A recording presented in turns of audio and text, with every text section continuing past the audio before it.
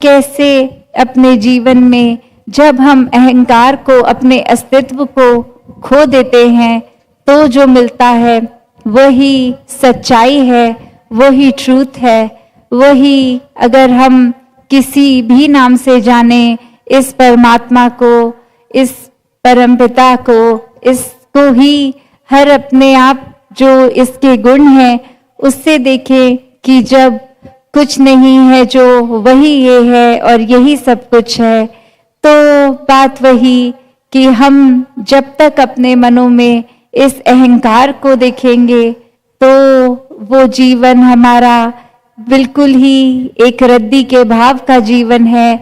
जब जब हम अपने जीवन को जितना साफ करते जाएंगे इस परमात्मा के साथ जुड़ के, अच्छी सोच, अच्छे भाव, इसलिए क्योंकि दिखावा मात्र नहीं, क्योंकि इससे जुड़े हैं और ये एक साफ चीज है, पावन चीज है, और इसके साथ जितना जुड़े तो एक हम बात करते हैं कि कोई क्या सबूत देता है कि अगर वो साफ है, तो जिस तरह एक मैला कपड़ा जब साबुन और पानी का संग कर लेता है तो वो साफ होता ही है, उसी तरह जितना ज्यादा इस परमात्मा का संग करेंगे, हम सत्संग करेंगे, सेवा करेंगे, सुमिरन करेंगे हम, उतना ज्यादा हमारे मन का फिर वो मैला कपड़ा साफ होता चला जाएगा और फिर इस परमात्मा के साथ एक मिक वाली अवस्था कि फिर कोई फर्क नहीं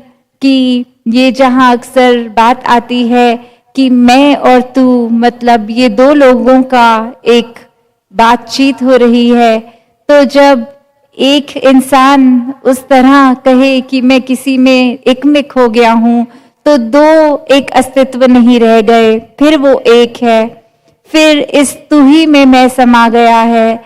फिर अगर ये अहंकार में जहां मैं अपना अस्तित्व बना के बैठा था, वो अस्तित्व अब तू में घुल गया है और वो इस तरह जैसे पानी में अगर हम कोई रंग डाल देते हैं, घुल जाता है, तो वो ट्रांसपेरेंट पानी उस रंग का बन जाता है।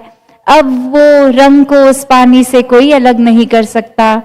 तो कैसे वो बात फिर ये आत्मा इस परमात्मा में, इस ब्रह्म ज्ञान द्वारा जब ये देख लेती है कि ये आत्मा ही इस परमात्मा से एकमिक होने के लिए शरीर का सिर्फ साधन रूप एक बनाया है, और वहीं ये साधन को इंसानों ने फिर सब कुछ समझ लिया है कि जीना है, तो फिर बस ये जो हमारी आंखें देखती हैं जीवन काल में वही सच्चाई है। ये जो हमें एक सोसाइटी, एक माहौल, एक रोजमर्रा की जिंदगी में पैसा कमाना और जिस तरह से करना है, यही है जो है, फिर वो इसी को, माया को ही सच्चाई इंसान बना लेता है और अपने अंदर से वो इच्छा, ये जिज्ञासा इस परमात्मा को प्राप्त करने की ही नहीं रखता।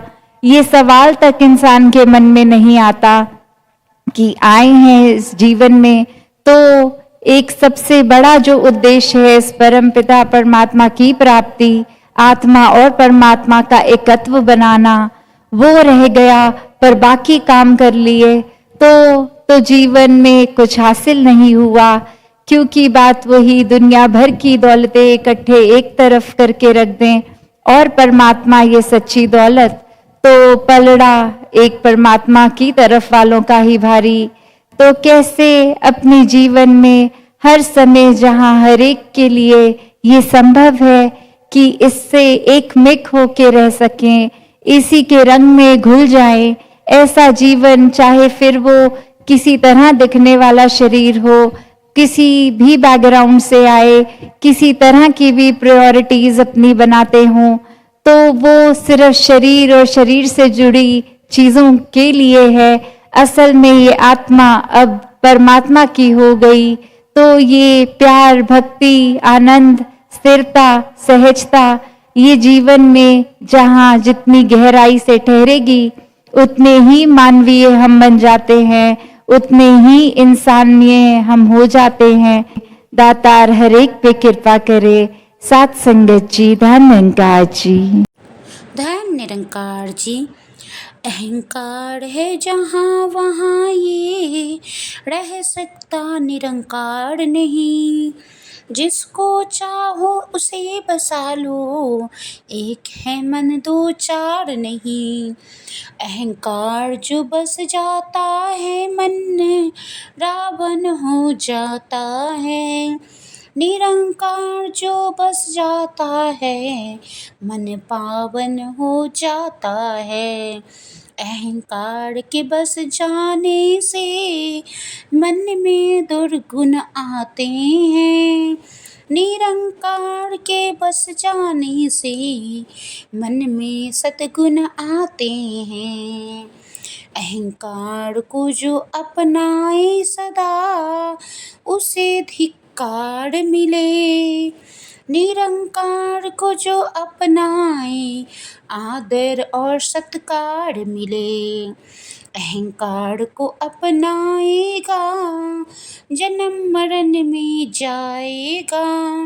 निरंकार को अपनाएगा, मुक्ति का पद पाएगा। अहंकार को छोड़ दे बंदे, मन में ये निरंकार बसा। कहे हरदेव उजले मुख से, हरे की तू दरगाह में जा। कहे हरदेव उजले मुख से, हरे की तू दरगाह में जा। प्यार से कहना धन निरंकार जी। सात संगत जी, बख्श लेना जी। सात संगत जी, आप जी ने अभी सतगुरु माता जी के अनमोल और सुनहरे वचनों को, आज के विचार को श्रवण किया। ऐसे ही दासी हर रोज सतगुरु माता जी और राजपिता जी के अनमोल और सुनहरे वचन आप जी के समक्ष लाती रहेगी। आप जी इन अनमोल वचनों को ध्यान से सुने और अपने जीवन में ढालें, और दासी को भी आशीर्वाद दें कि इन अनमोल वचनों को दासी अपने जीवन में ढाल सके।